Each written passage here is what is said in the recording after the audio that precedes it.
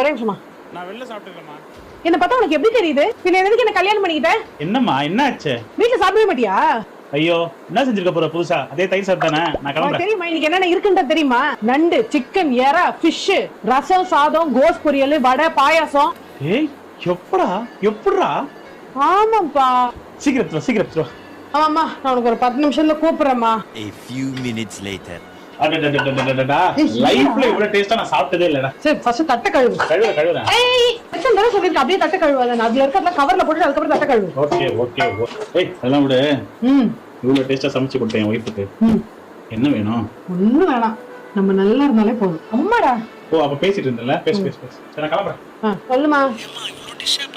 அட அதெல்லாம் ஒண்ணும் இல்லம்மா. இப்பதான் ஃப்ரிட்ஜ் ஒரு வாரம் கழிச்சு க்ளீன் பண்ணேன். அதான்.